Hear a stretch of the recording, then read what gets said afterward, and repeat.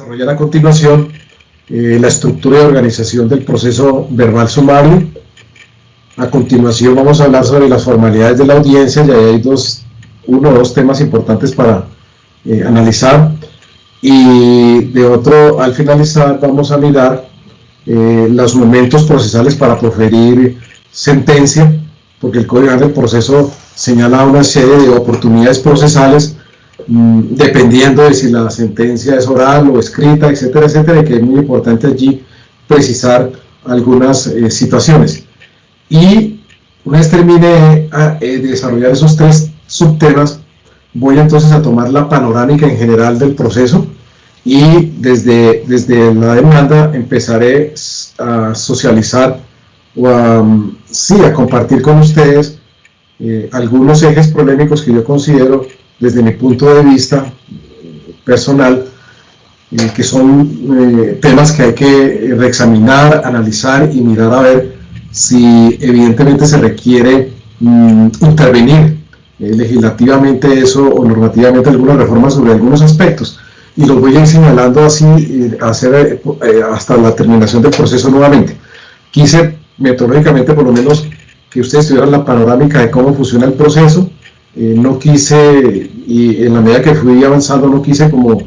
puntualizar sobre los ejes polémicos, porque quería más bien que tuvieran el concepto, la panorámica finalmente de la organización del proceso, y ya ahora sí que ya saben de qué se trata. Vamos a mirar ya al finalizar puntualmente eso para definir las actividades relacionadas con el ensayo, los parámetros y la oportunidad finalmente para llegar. Bien, voy a pararme porque estoy bien cansado de estar sentado. Bueno, vamos a desarrollar entonces el proceso verbal sumario. El proceso verbal sumario, me escucharon mencionar que surge o es creado la reforma del Código de Procedimiento Civil en el año 89 y nace a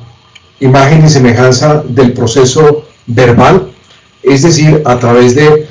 audiencias en el cual primara la oralidad. No obstante que siempre me han venido escuchando de hablar de audiencias y oralidad, hay que tener en cuenta que este es un método, digámosle, mixto, porque finalmente todo lo que tiene que ver con la litis contestación, desde la demanda, la admisión, notificación, traslado y esos otros actos procesales que se pueden ejercer allí son eminentemente escritos, y a partir de allí es que empiezan o que se introducen en estos procesos a las audiencias, y que en ellas finalmente se va a prevalecer algunos principios o reglas técnicas como las que mencioné al inicio del desarrollo del proceso verbal. El proceso verbal sumario, digamos que está desde el punto de vista legislativo, lo ubicamos del artículo 390, el artículo 391 y el artículo 392, y en el artículo 390 allí se asignan los asuntos que se van a someter por el trámite del proceso verbal sumario, atendiendo dos criterios: la cuantía y la naturaleza del asunto. Y cuando habla de la cuantía, precisa que este proceso atenderá bajo su trámite de procedimental todos los asuntos de mínima cuantía, razón por la cual el proceso será igualmente en única instancia. Más adelante,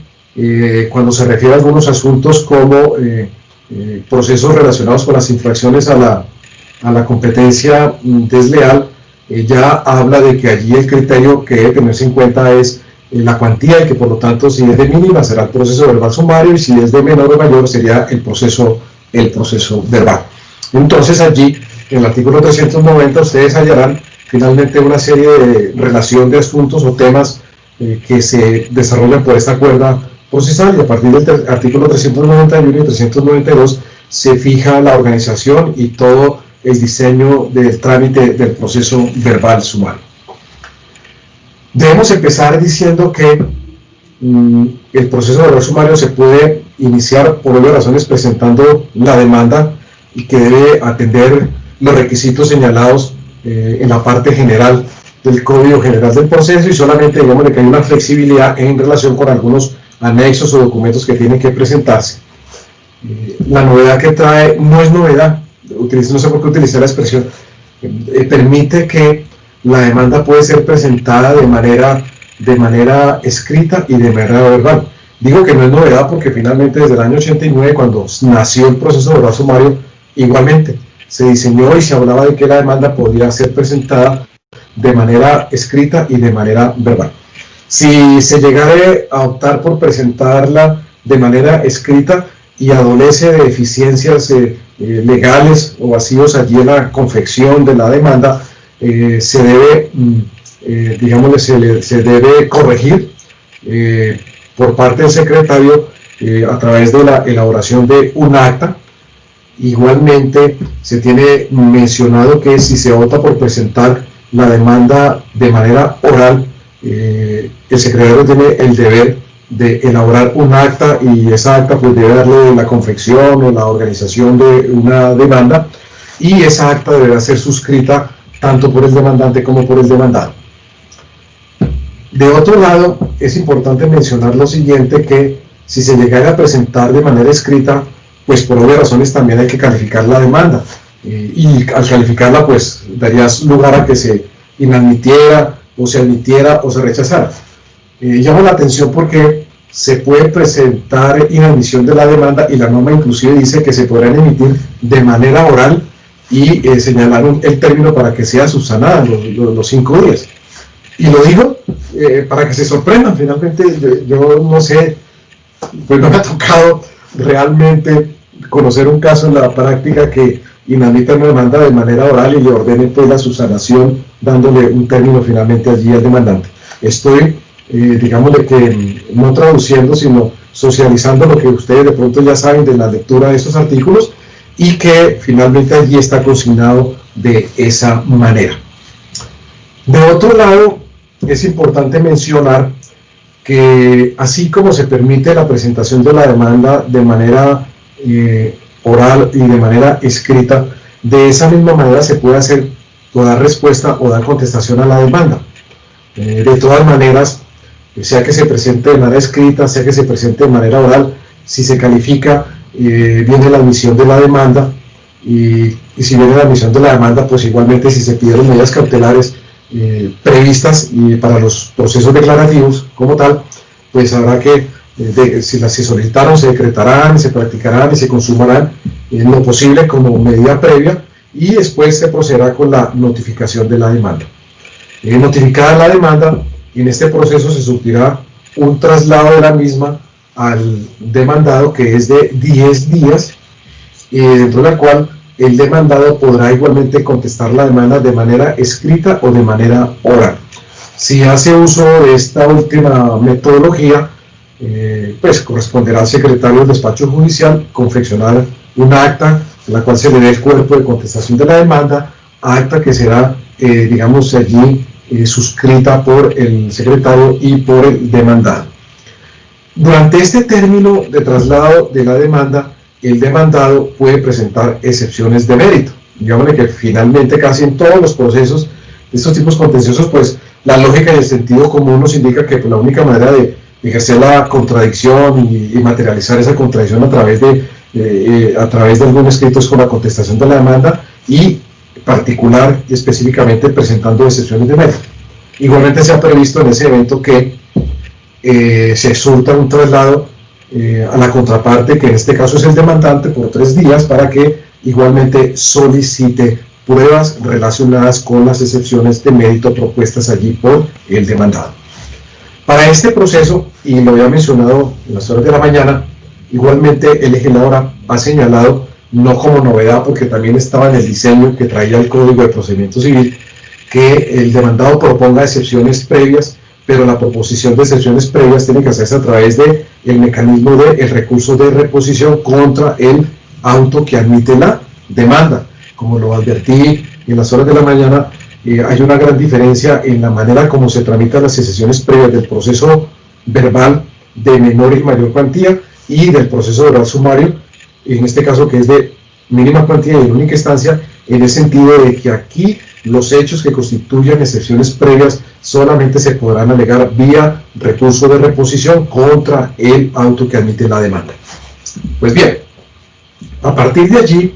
digamos que vencido el traslado de la demanda, o vencido el traslado de solicitud de pruebas adicionales a favor del demandante y encontrándose firme, evidentemente el auto que emite la demanda, porque si se interpuso algún recurso tiene que haberse resuelto. A partir de allí el legislador ha previsto que este proceso, que atiende asuntos de mínima cuantía y algunos otros en razón a la naturaleza o materia del asunto, este proceso se tramite a través de una única audiencia. Y en esa única audiencia ordena alimentarse o nutrirse de todas las actuaciones previstas en el artículo 372 y en el artículo 373, que como ya lo conocen ustedes ampliamente, pues es la audiencia inicial y la audiencia de instrucción y fallo. Solamente que allí, repito, ha querido el legislador que se haga en una única audiencia, De tal manera que, como hay una única audiencia, pues el auto que fija fecha y hora para la audiencia única, ese mismo auto decretará pruebas. En materia, si eventualmente se llegara a decretar prueba testimonial, hay una restricción en materia probatoria allí, y obedece y señala la norma que solamente se podrán decretar hasta 2 testigos por cada hecho. No voy a hacer ninguna interpretación ni ninguna lectura sobre el particular, porque me parece desde ya que allí hubo una redacción un poquito desafortunada, en contrario como lo tenía redactado el Código de Procedimiento Civil, porque cuando habla de 2 testigos por cada hecho, ustedes imagínense y piensen una serie de enumeración de hechos, y creo yo que si sumamos hechos con lo permitido por cada hecho, creo que la reacción no fue afortunada, y en ese sentido digamos que no era lo pretendido finalmente, creo yo, a mi modo de ver, por el legislador. Ese auto igualmente es importante mencionar lo siguiente. Este es un proceso verbal sumario que atiende asuntos de mínima cuantía y por lo tanto son de única instancia, pero resulta que parecería ser que, y a veces uno lo entiende y lo interpreta de esa manera, que es que por el proceso verbal sumario se tramitan asuntos que no tienen, yo no sé, impacto social o importancia significativa, etcétera, etcétera, pero pierden de vista o han perdido de vista que por el proceso verbal sumario se pueden tramitar procesos de declaración de pertenencia y procesos de responsabilidad civil y procesos de responsabilidad civil médica. Y entonces uno ya empieza a ver y a observar que hay temas que son supremamente importantes y conflictos y negocios judiciales en los que, por ejemplo, yo he citado allí, en los cuales juega un papel importante el derecho probatorio, y en estos temas finalmente la prueba pericial. ¿Por qué? Porque finalmente en materia, por ejemplo, los procesos de declaración de pertenencia, pues el criterio para definir la competencia es atendiendo el avalúo catastral del bien objeto de la pertenencia. Y entonces, si el avalúo catastral arroja que está dentro de ese rango, eventualmente de 0 a 40 salarios mínimos, pues ese proceso atenderá o se seguirá por el trámite del proceso verbal sumario y será en única instancia. Simplemente para citar allí 2 ejemplos allí para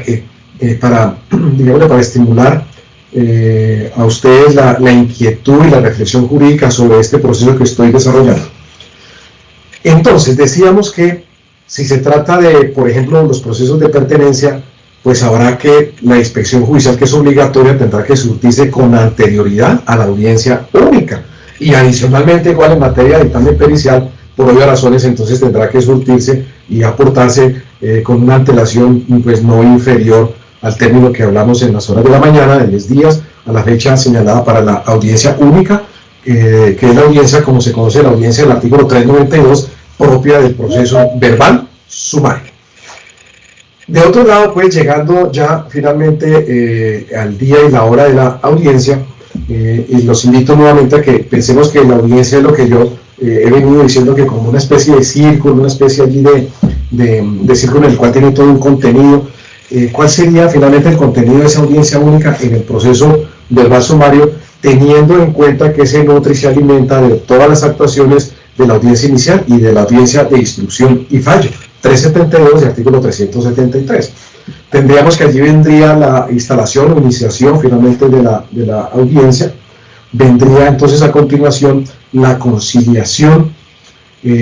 pues por obvias razones, y como ya lo advirtieron ustedes, teniendo en cuenta que las excepciones previas solamente se pueden alegar vía recurso de reposición y tienen que estar resueltas todas,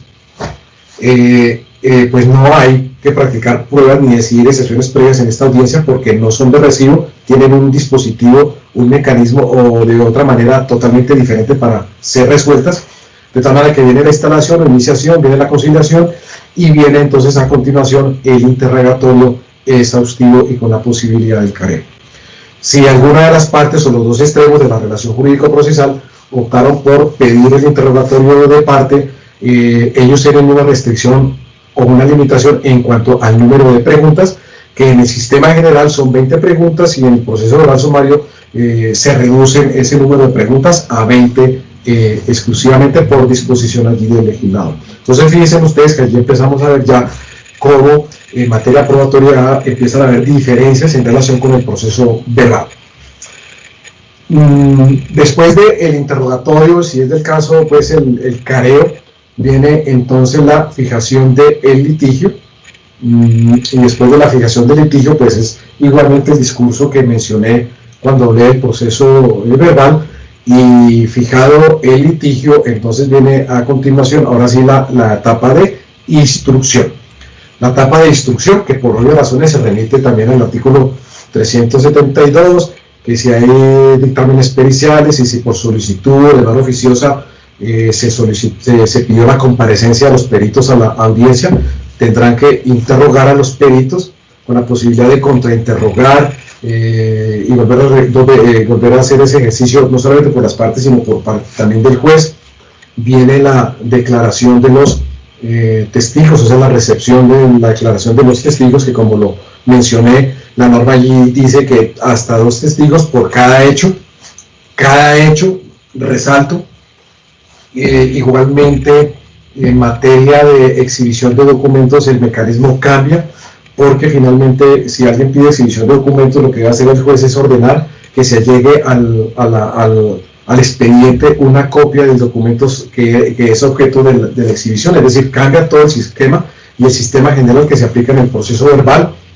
Si por alguna circunstancia se pide inspección judicial, es decir, hay hechos que se pueden acreditar a través de inspección judicial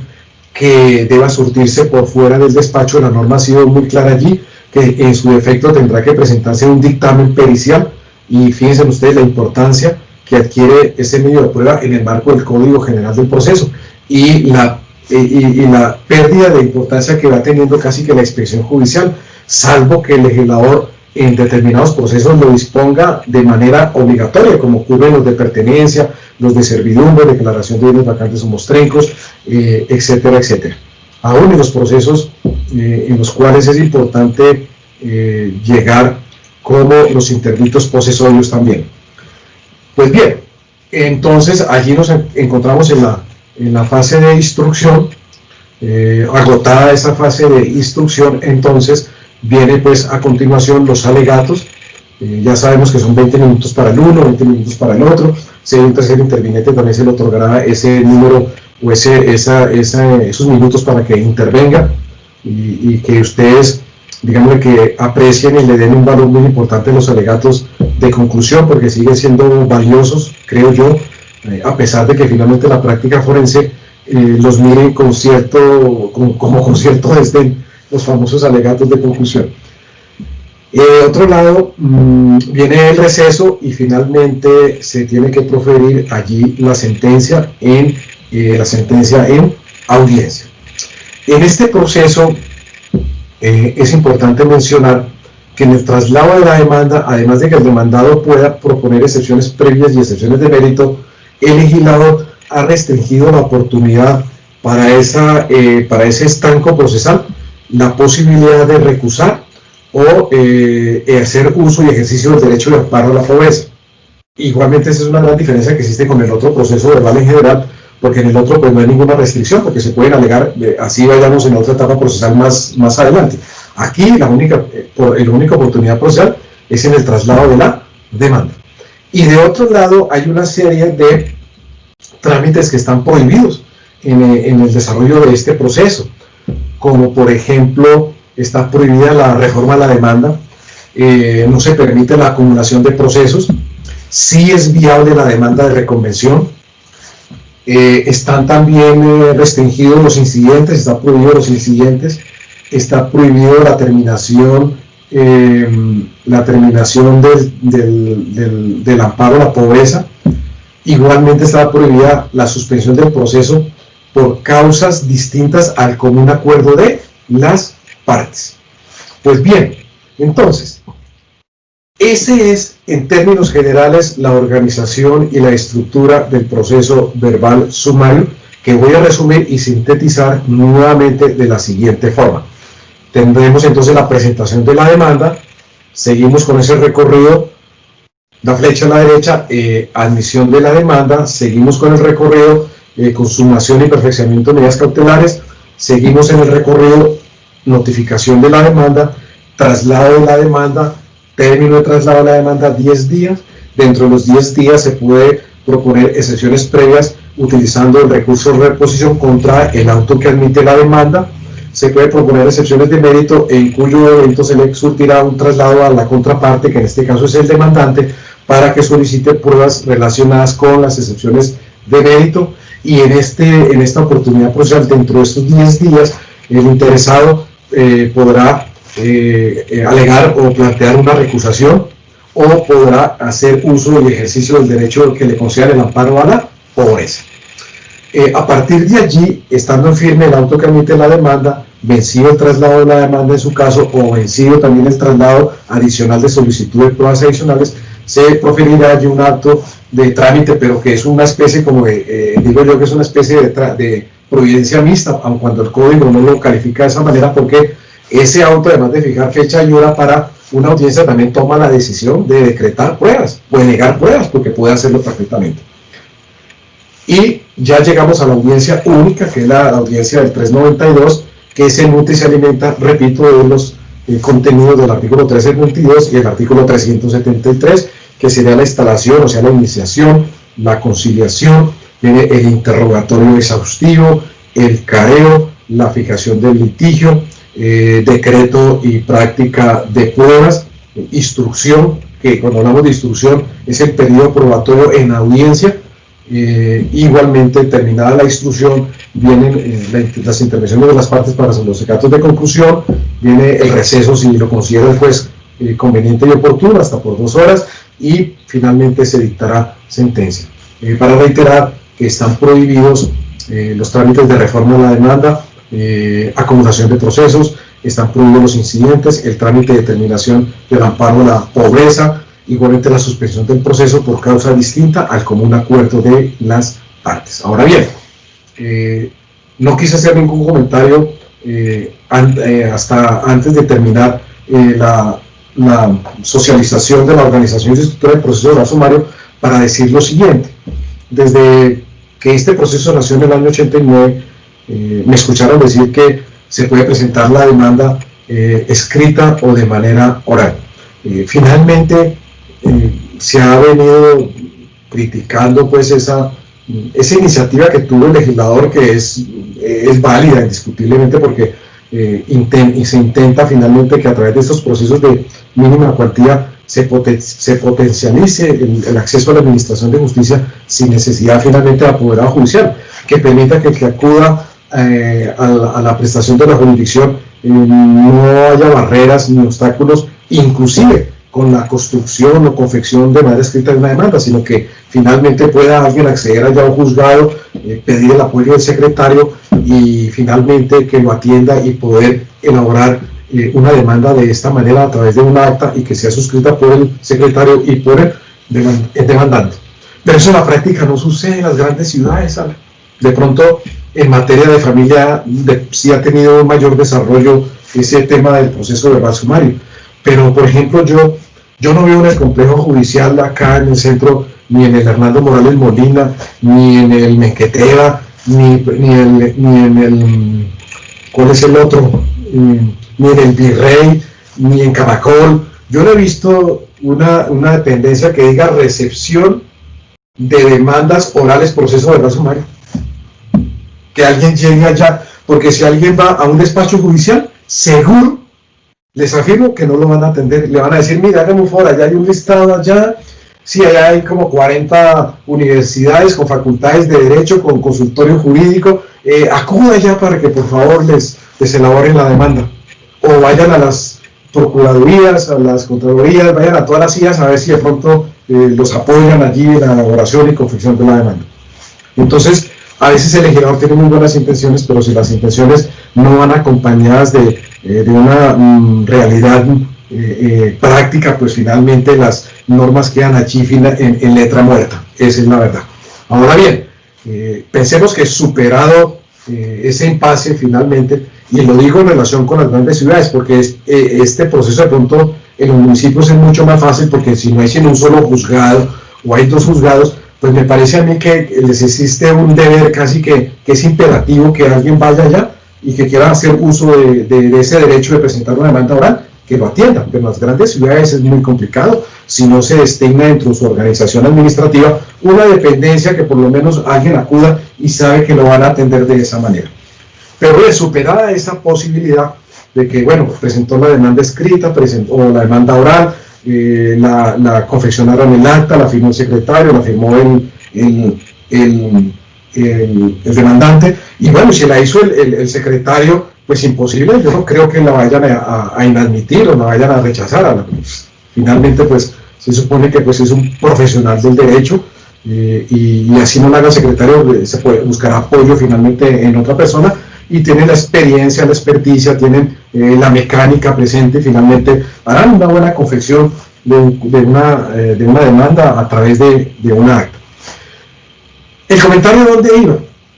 que finalmente admitida, notificada y surtido el traslado, igualmente ya el demandado, el convocado al proceso, tiene la posibilidad también de contestar la demanda de manera oral en el evento, en cuyo caso el secretario tendrá igualmente que confeccionar una acta que será suscrita por el demandado y por el secretario.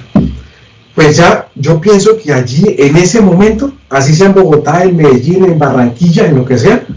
no le queda más remedio que si el demandado va a contestar la demanda de manera oral, me parece que deben atenderlo, porque finalmente ya no hay excusa, porque finalmente al juzgado le llegó el proceso, le fue radicado por reparto, ya saben que le dieron su número, y digamos que ya no pueden eludir finalmente cumplir con ese deber legal que dispone que finalmente el secretario colabore confeccionando un acta para la contestación de la demanda. Ahora bien, el Consejo Superior de la Judicatura, o mejor, la norma ha señalado que se pueden crear formatos para demanda y formatos para la contestación de la demanda, sin perjuicio de que cada parte diseñe o implante su propio criterio, su propia identidad en la manera como va a presentar una demanda o como la va a contestar, porque realmente los parámetros ya están señalados o diseñados por parte del legislador, igual como sucede con el proceso monitorio. Ordenan o disponen que deberán elaborarse formatos de presentación de demanda monitoria y su contestación, sin perjuicio de que cada cual utilice el formato autónoma y libremente. De tal manera que podemos llegar a hacer un resumen en el sentido de que hay algunas diferencias con el proceso verbal en cuanto a los términos, porque los términos se reducen. Hay algunas diferencias en relación con el proceso verbal en materia probatoria, en lo que tiene que ver con los testigos, en lo que tiene que ver con el número de preguntas, en la restricción que existe en materia de dispersión judicial, en la metodología o la manera o el mecanismo para la exhibición de documentos, y adicionalmente que hay una serie de actos procesales que están restringidos o están limitados. ¿Qué podríamos nosotros allí finalmente agregar en relación con este proceso?